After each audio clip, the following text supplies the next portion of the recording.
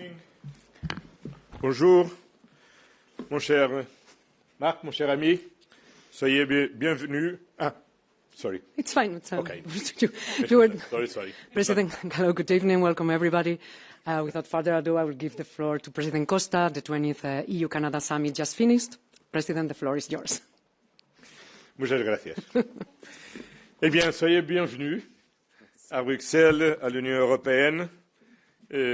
C'est toujours un plaisir de recevoir un ami très spécial comme c'est le Premier ministre du Canada. Our 20th summit is much more than a symbolic milestone. It is a powerful political statement. The European Union and Canada are among the closest allies in the transatlantic space. We see the world through the similar lens, and we stand for the same values. We have always stood by each other, and we will continue to do so. Building upon these very solid foundations, we have agreed to forge even stronger bonds.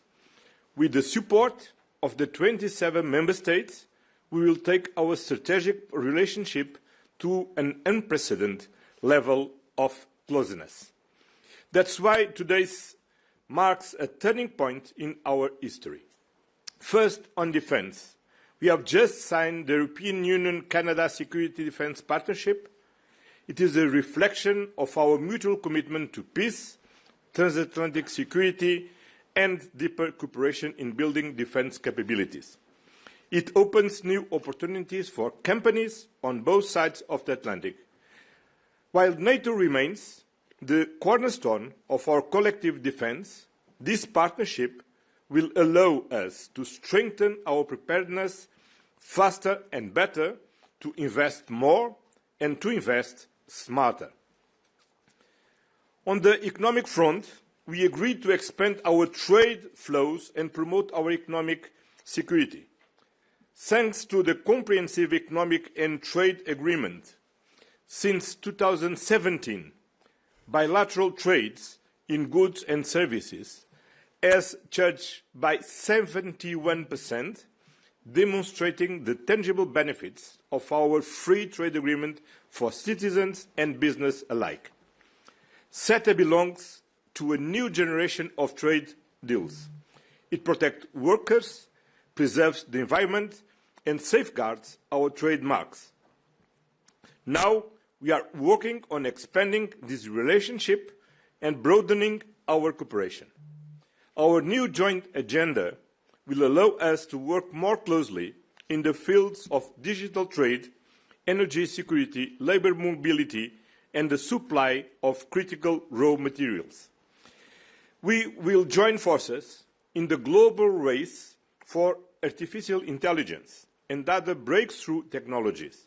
And we will also foster people-to-people ties and promote exchanges in education and innovation, while firmly defending academic freedom. Together, we will fight climate change. Global problems require global collaboration, and the European Union and Canada can rely on each other. Our prosperity is interlinked, and together we are stronger. The summit could not be more timely. After the G7 in Kananaskis, the day before NATO summit, and the week of the European Council will discuss Europe in the world. Together, we continue to uphold the values that unite us. At a time when the rules-based international order is under pressure, when multilateralism is under attack, the European Union and Canada stand out as responsible, predictable, and reliable partners. Thank you. Thank you very much, Madam President. Yes, thank you very much. Thank you, Antonio, Prime Minister, dear Mark. At our last summit, it was an honor to visit St. John's, Newfoundland, which has a very special place in my heart because this is the place where my husband landed at the 9/11 attacks.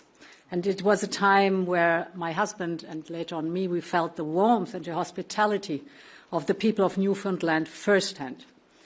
Now, dear Mark, I've seen the beauty of Alberta in Kananaskis. You have indeed a vast country, and I'm happy to see more of it.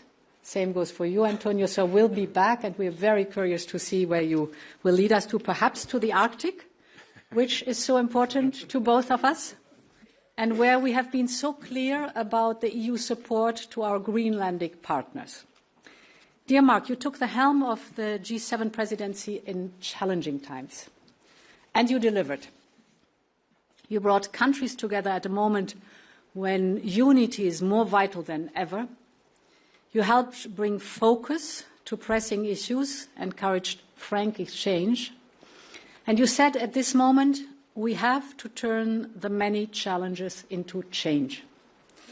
That is what we are doing today as we meet here in Brussels. As the saying goes, hard times reveal true friends. In these challenging times, we're taking huge steps forward to deepen our strategic partnership. And let me start with defence. Canada and the European Union have been working closely on this for years, both bilaterally and in NATO. Canada has been leading NATO's enhanced forward presence in Latvia since 2014. You're making Europe's eastern flank stronger and safer. And today we're stepping up our cooperation. As you said, we signed a security and defence partnership. It will strengthen Canada's role in Europe's rapidly evolving defence architecture.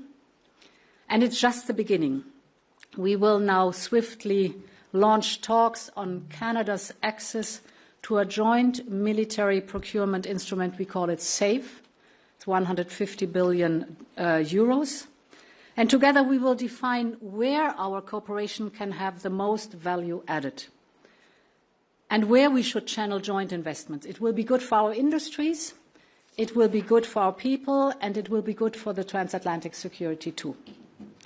And of course it will be good for our continued support to Ukraine, because the more we invest in the highly innovative Ukrainian industry, the more the industry will be capable and the better Ukraine can defend itself. Dear Mark, Canada has shown incredible generosity to Ukraine, training almost 45,000 troops, welcoming the refugees. Today, Ukraine needs our support more than ever, and you made it clear in Kananaskis last week. We are determined to explore further sanctions to maximize pressure on Russia to come to the negotiation table. So far, the European Union and its member states have mobilized almost 150 billion euros. The friends of Ukraine, all of us, we must now plan for more support for 2026 and beyond. And of course, our focus is turned to the Ukrainian Recovery Conference in Rome in July.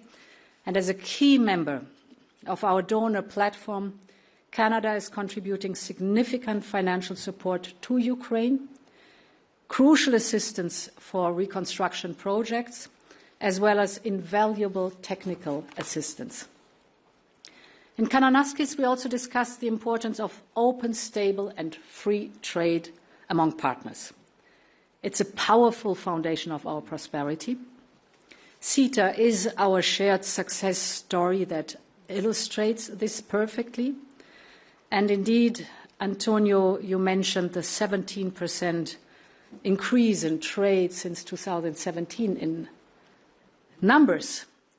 It is, in 2023 alone, total trade reached an impressive 123 billion euros. And thanks to CETA, the EU's GDP grew by 3.2 billion, while Canada sees a 1.3 billion euro boost each year. So CETA stands as a strong symbol of the power of free and fair trade. I must say 98% of our tariffs line are zero. I repeated, zero. We know that the ratification process is still ongoing, but we are committed to get this done. That brings me to our economic security. Critical raw materials are at the heart of this effort. Canada is uniquely positioned with your unique resources. 90% of your mineral output is exported. That is music in our ears. And the European Union is, of course, proud to be the second largest customer. We want to deepen our cooperation with Canada by reinforcing our strategic partnership on raw materials, but our ambition goes far beyond that. That's why I'm pleased that we've agreed to launch the EU-Canada Industrial Policy Dialogue.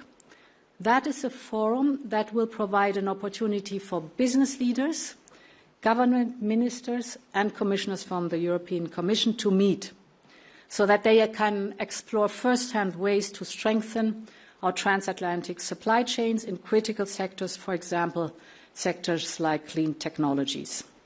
Finally, a word on tech and innovation. We're home to world-class talent on both sides of the Atlantic. They are already working via Horizon Europe, the world's largest innovation program, but we can and we must do more to stay ahead in the global tech race, especially in digital. Building on CETA's success, I'm pleased that we've now agreed to launch work towards a digital trade agreement. On top of this, I think we should deepen our research cooperation in strategic technologies like quantum. Let's connect our supercomputers. We also want to explore Canada's participation in our AI Factory initiative. And just as in defence, we should align our standards. That means working towards mutual recognition of certifications for AI products, cybersecurity and beyond. Later this year, we will hold the first EU-Canada Digital Partnership Council. It will give us the opportunity to go further. Dear Mark, thank you again for this great and productive summit. It's not over. We still have the dinner. This is the beginning of a new chapter in a long-standing friendship between Europe and Canada. Thank you very much, Madame la Présidente, dear Ursula. Thank you, Monsieur le Président, dear Antonio. Be careful what you wish for. The location of the next summit, you mentioned the Arctic, where I'm from. Last time the European Union was at a summit in the Arctic, it was in Iqaluit in February, which was a G7 summit. I remember it vividly. And I remember this. It was the start of the sovereign debt crisis that affected a number of countries in the world. Okay? Think about the difference between then and now.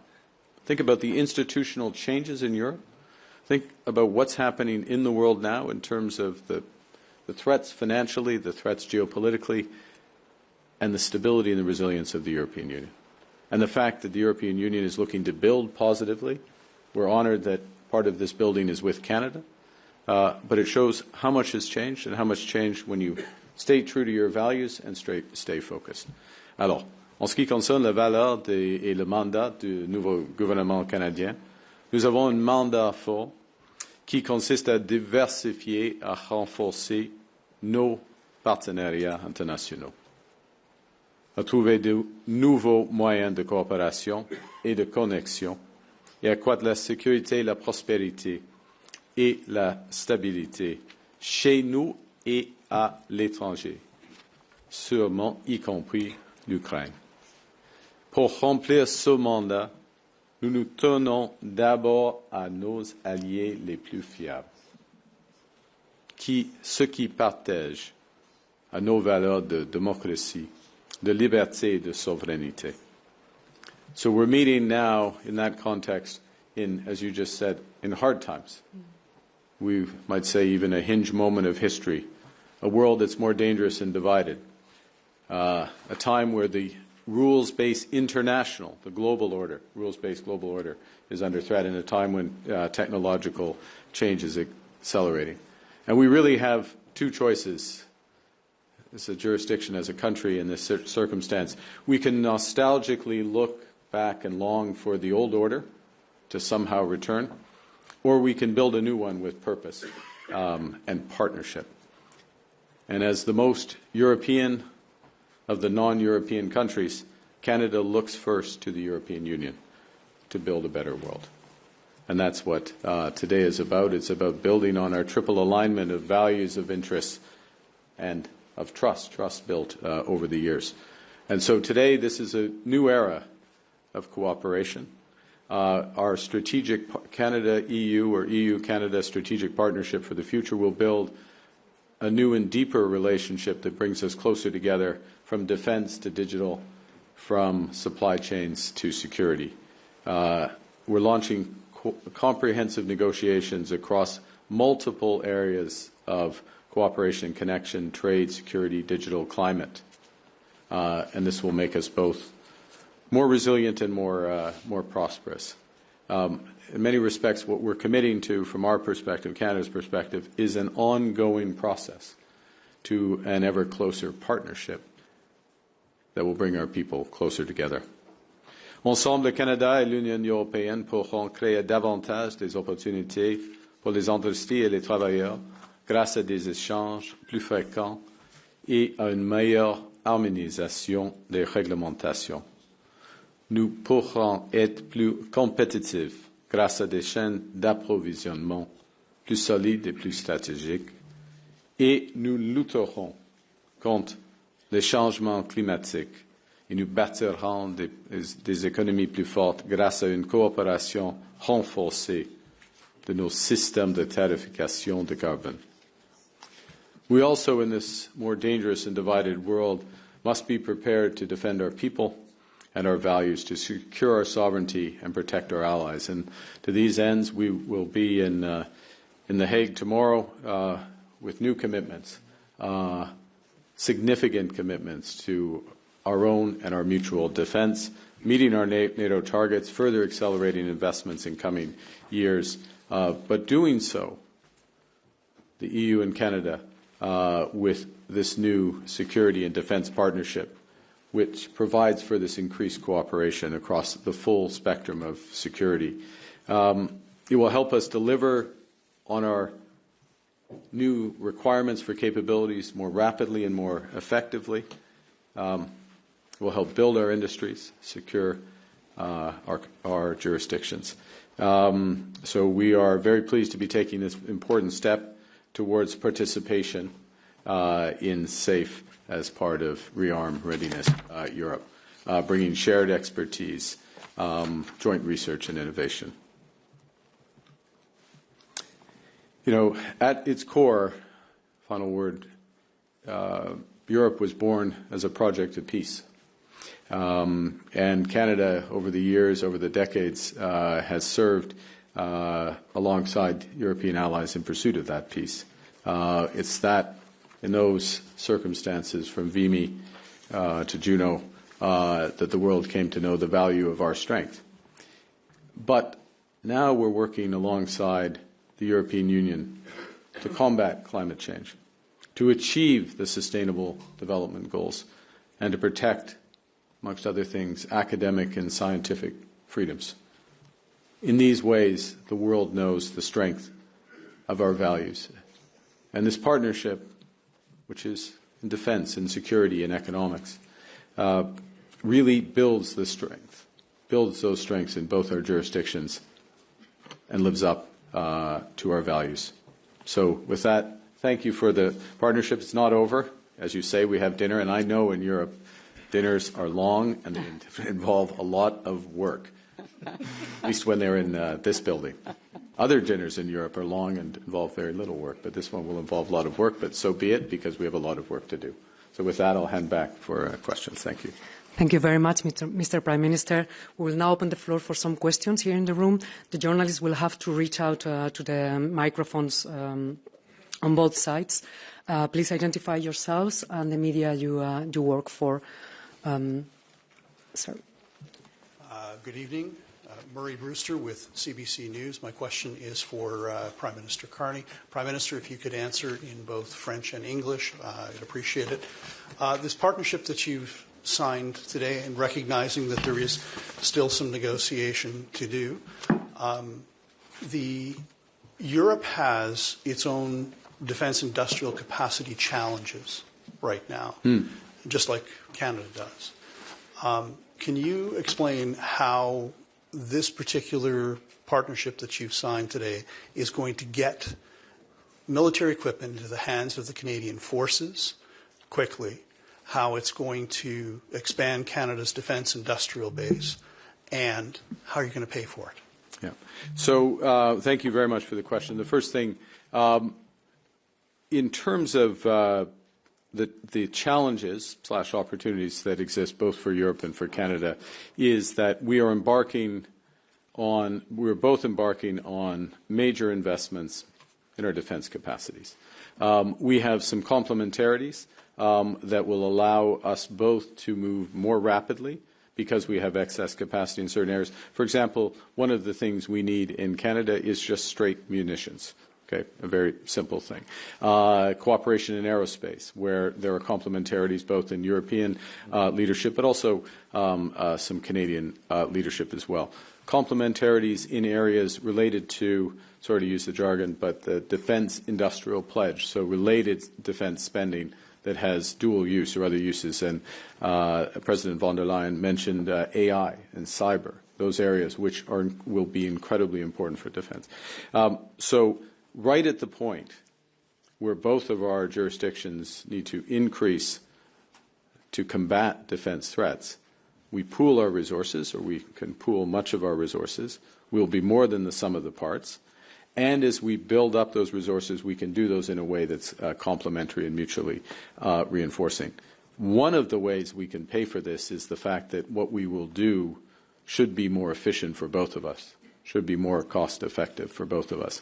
The second thing is to recognize that if we do this right, we will also be building our overall economic capacity, which will be part of what's self-reinforcing. Et puis, en français, en effet, c'est une question des avantages de travailler ensemble, d'avoir des synergies entre les investissements européens et celles du Canada. C'est le moment où on peut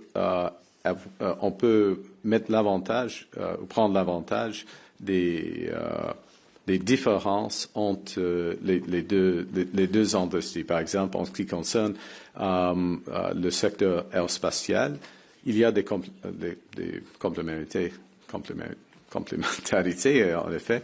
Et puis, dans les nouveaux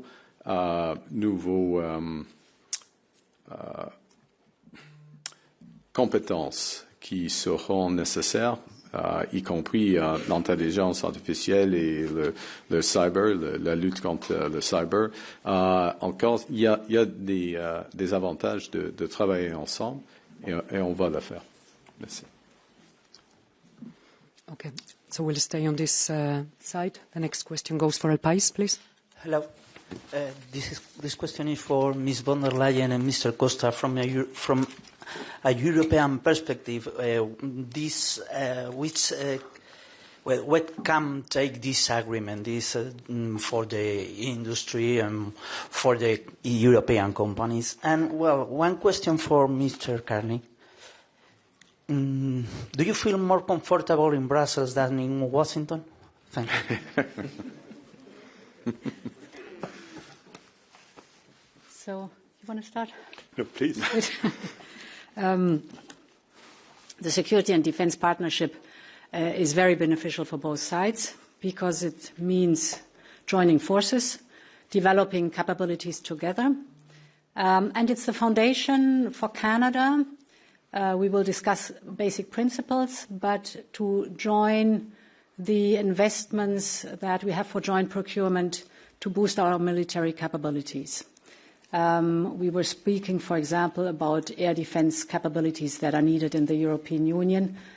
We are all part of NATO too, so interoperability plays a large role, and therefore it is important to do these joint procurements, not only for the scaling up the industry, because with more scale you can have better, cheaper and faster the results, but also, of course, to improve the interoperability between our troops. The principles are things like reciprocity, so the access to the defense industrial base from our side in Canada, but from Canada's side also in the European Union, or, for example, the security of supply, that in a moment of crisis we can rely on each other, that the supply will continue and will not be cut off. We had the positive experience in COVID that the supply stayed stable on both sides. So these are principles that we will define together, but then the access of Canada to our joint procurement in the European Union is the doors open. Yes. In terms of relative comfort, it's very hot in Washington right now and very humid. I'm sure the dinner will be better. With all due respect to our American friends, it'll be better than it would be in Ottawa. The dinner will be better tonight. Look, I would say in terms of the terms and what we discuss around an economic partnership, we have similar views in terms of the importance of labour standards. We have similar views in terms of addressing sustainability and building sustainability. I think we have similar views in terms of how we develop a true partnership in matters of defence.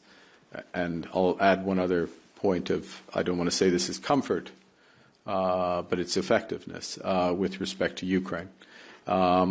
The European Union is preparing its 18th sanction package, a very significant package of sanctions. We've just released our latest sanctions, financial sanctions, against Russia, against the Shadow Fleet, against enablers of the Russian regime. We have just committed additional financing to the Ukrainian government and additional military assistance to Ukraine. As President von der Leyen mentioned, we will be participating in the foreign ministers here. We're participating in the reconstruction conference that Italy is leading on behalf of the European Union in a few weeks, because we know, and this is the other element of comfort, that we will stand up and defend these fundamental values: international law, territorial integrity, the rights of state, and democracy as represented in Ukraine. So yes, we take comfort from that alignment, and it is a very effective partnership as a consequence. Thank you. Thank you. We'll take a question from the right. The lady in green, please. Bonsoir, Valérie Gamache de Radio-Canada. Merci de nous accueillir d'abord. Monsieur Carney, si vous pouviez répondre en français et en anglais, Madame von der Leyen, si vous pouviez répondre également à la question. Le secrétaire général de l'OTAN aujourd'hui a affirmé que les frappes américaines en Iran ne violaient aucune loi internationale. Est-ce que c'est aussi votre avis? Alors, il y a plusieurs aspects de cette question. En ce qui concerne l'Iran, depuis des décennies, l'Iran a essayé de développer des armes nucléaires. Premier point. Deuxièmement, depuis des décennies, l'Iran a exprimé un désir d'éliminer l'État israélien. Depuis des décennies, l'État iranien, selon le Canada, a été et est encore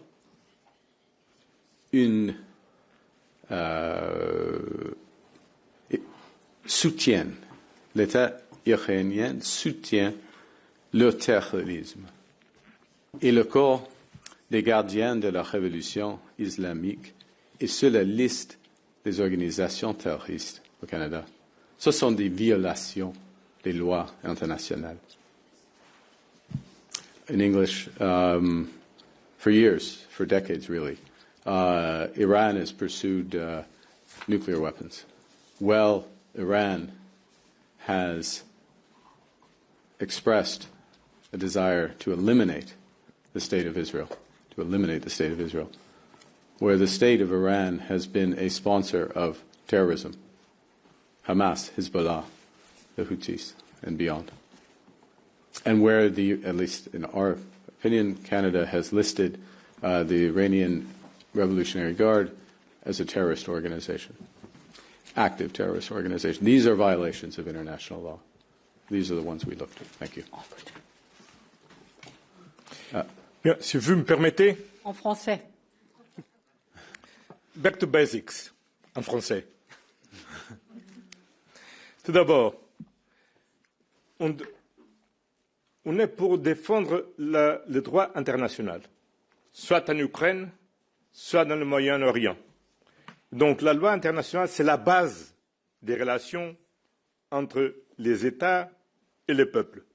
Donc on doit tenir toujours de respect pour le droit international. Deuxièmement, on doit s'engager pour assurer le respect pour les traités de non-prolifération des armes nucléaires. Et donc l'Iran ne doit jamais avoir une arme nucléaire et on doit s'engager parce que l'Iran respecte la loi internationale, notamment le traité de non-prolifération des armes nucléaires. Troisièmement, on doit se bâtir pour la paix. La paix, évidemment, ça veut dire qu'il faut éviter l'escalade. Il faut contenir les actions militaires et il faut ouvrir un espace pour le dialogue et pour la diplomatie. Parce que c'est seulement comme ça qu'on peut arriver à une paix durable dans le Moyen-Orient. Évidemment, on parle maintenant d'Iran. C'est ce qui est à l'heure du jour. Mais il ne faut pas oublier que le Moyen-Orient, ce n'est pas seulement l'Iran. Il ne faut jamais oublier qu'on aura seulement une paix durable dans le Moyen-Orient si on arrive à avoir effectivement une solution de 2 États avec une paix entre Israël et la Palestine.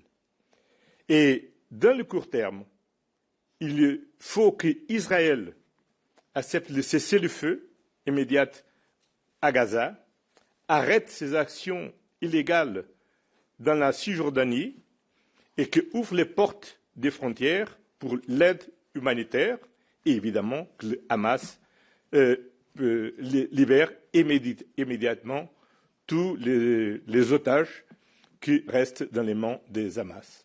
Donc, c'est dans ces 4 principes fondamentaux qu'on doit regarder la question du Moyen-Orient et notamment les questions les tensions qui existent maintenant avec l'Iran.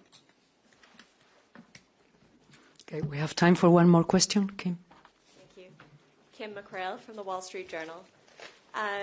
I'm turning us to trade, if you don't mind. A question for President von der Leyen to begin with. On Friday, the U.S. Trade Representative's Office circulated a document it referred to as a draft agreement on reciprocal trade. It includes concessions on the Digital Markets Act, on the Carbon Border Adjustment Mechanism, and methane rules.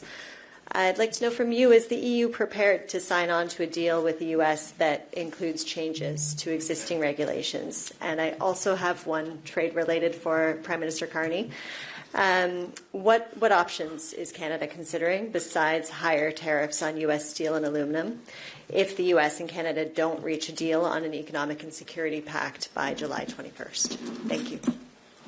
So without going into details of the trade negotiations, in general, negotiations are only closed at the moment everything is negotiated. But I'm very clear on some topics that touch the sovereignty of the decision-making process in the European Union. This is for us absolutely untouchable.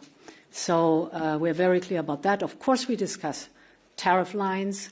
We discuss non-tariff barriers like standards and norms, for example. We discuss strategic purchases. We discuss all these topics. But where it is the sovereign decision-making process in the European Union and its member states that is affected, this is too far. Okay. We're getting late, so I'll answer quickly. The first is that,